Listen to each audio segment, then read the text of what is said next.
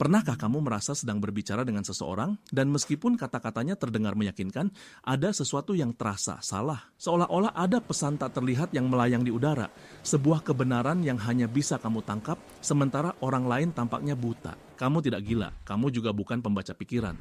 Kemungkinan besar kecerdasan emosional dan sosialmu bekerja lembur. Kita hidup di dunia yang terobsesi dengan kata-kata. Kita menganalisis teks, email, dan pidato, tapi kita sering melupakan bahwa lebih dari 90% komunikasi manusia bersifat non-verbal. Kebanyakan orang hanya mendengar musiknya. Orang dengan kecerdasan tinggi mendengar seluruh orkestra, nada, tempo, keheningan di antara nada-nada. Ini bukan tentang IQ akademis, ini tentang kecerdasan pengamatan, kemampuan untuk melihat apa yang ada di depan mata, bukan apa yang ingin kita lihat. Mari kita bedah sinyal-sinyal nonverbal yang seringkali menjadi filter pertama bagi otak yang cerdas. Sinyal pertama, inkongruensi. Inkongruensi adalah ketidaksesuaian antara kata-kata dan bahasa tubuh. Ini adalah sinyal merah raksasa yang berkedip-kedip bagi pikiran analitis. Contoh klasik, seseorang berkata, saya baik-baik saja, sambil mengepalkan tangan dan menghindari kontak mata. Kata-katanya positif, tapi tubuhnya berteriak stres atau marah. Otak kebanyakan orang akan mengambil jalan pintas dan hanya memproses kata baik-baik saja.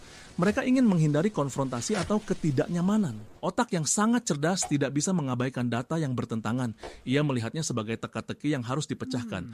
Mengapa ada perbedaan ini? Sinyal kedua, mikroekspresi. Ini adalah ekspresi wajah yang sangat singkat, berlangsung kurang dari sepersekian detik. Mereka terjadi secara tidak sadar dan mengungkapkan emosi sejati seseorang sebelum otak sadar sempat menyensornya. Seorang kolega mungkin memberi selamat atas promosimu dengan senyum lebar, tetapi selama sepersekian detik, kamu melihat kilatan jijik atau iri di wajahnya. Kebanyakan orang tidak akan menyadarinya. Penglihatan mereka mendaftarkannya, tetapi otak mereka membuangnya sebagai data yang tidak relevan. Orang yang cerdas secara sosial menangkapnya. Mereka tidak selalu langsung menafsirkannya, tetapi mereka menyimpannya. Data point tercatat. Sinyal ketiga, pergeseran dari baseline. Kecerdasan sejati tidak membuat asumsi cepat. Ia mengumpulkan data terlebih dahulu. Setiap orang memiliki baseline perilaku nonverbal. Cara mereka biasanya duduk, berbicara, menggunakan gerakan tangan saat mereka merasa nyaman. Misalnya, temanmu yang biasanya sangat ekspresif dengan tangannya, itulah baseline-nya. Jika suatu hari kamu bertanya tentang pekerjaannya dan tangannya tiba-tiba menjadi kaku dan diletakkan di atas meja, nah, itu adalah pergeseran. Orang biasa mungkin tidak menyadari perubahan itu, tapi otak yang terlatih akan menandainya. Baseline-nya telah berubah, sesuatu telah terjadi. Ini bukan tentang apa yang mereka lakukan, tetapi tentang perubahan dari apa yang biasanya mereka lakukan. Sinyal keempat, arah kaki. Ini mungkin terdengar aneh, tetapi ini sangat kuat. Kaki seringkali menunjuk ke arah yang ingin kita tuju. Saat kamu berbicara dalam kelompok, perhatikan kaki orang lain.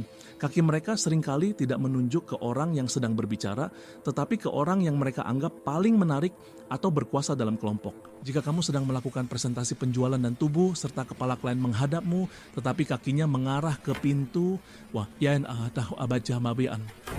pikiran bawah sadar mereka sudah ingin pergi. Mereka mungkin sopan, tetapi kesepakatan itu dalam bahaya.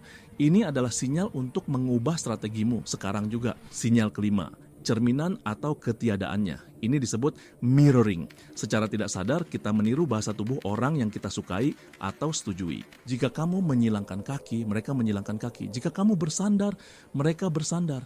Ini adalah tarian bawah sadar yang menandakan kita berada di gelombang yang sama. Orang yang cerdas memperhatikan ini. Tapi yang lebih penting, mereka memperhatikan saat hal itu tidak terjadi, terutama saat seharusnya terjadi. Jika kamu mencoba membangun hubungan dengan seseorang dan mereka secara aktif menentang postur tubuhmu, ini disebut anti-mirroring, itu adalah tanda perlawanan atau ketidakpercayaan yang kuat. Pikiran biasa akan terus berbicara, berharap kata-kata mereka akan berhasil. Pikiran yang tajam akan berhenti dan bertanya pada diri sendiri, oke, mengapa tembok ini muncul? Jadi bagaimana kamu melatih kemampuan ini? Ini bukan bakat magis yang kamu miliki atau tidak miliki, ini adalah keterampilan. Langkah pertama, observasi tanpa menghakimi. Pergi ke kafe, tonton orang-orang tanpa suara. Jangan coba menebak percakapan mereka. Cukup perhatikan tarian bahasa tubuh mereka. Langkah kedua, tetapkan baseline. Sebelum kamu dapat melihat penyimpangan, kamu perlu tahu apa yang normal untuk orang tersebut. perhatikan kolega, teman, dan keluarga saat mereka dalam keadaan netral dan santai. Langkah ketiga, cari klaster. Satu sinyal tunggal tidak berarti apa-apa. Lengan disilangkan bisa berarti defensif atau hanya karena ruangan dingin. Tapi lengan disilangkan ditambah kurangnya kontak mata, ditambah kaki yang menunjuk ke pintu. Itu adalah sebuah cerita. Langkah keempat, pertimbangkan konteks. Selalu.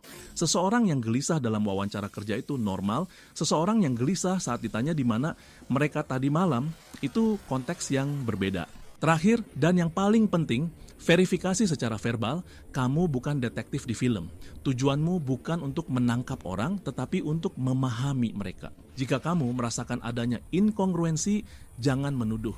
Ajukan pertanyaan terbuka. Saya perhatikan kamu ragu-ragu sejenak.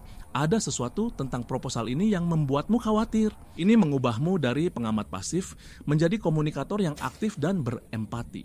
Kamu memberi mereka kesempatan untuk menjelaskan data yang bertentangan itu. Membaca sinyal-sinyal ini bukanlah tentang menjadi lebih pintar dari orang lain.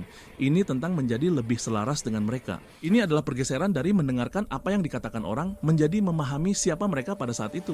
Dan kemampuan untuk melihat gambaran yang lebih besar, gambaran manusia yang utuh. Ya, itu adalah salah satu bentuk kecerdasan yang paling sejati.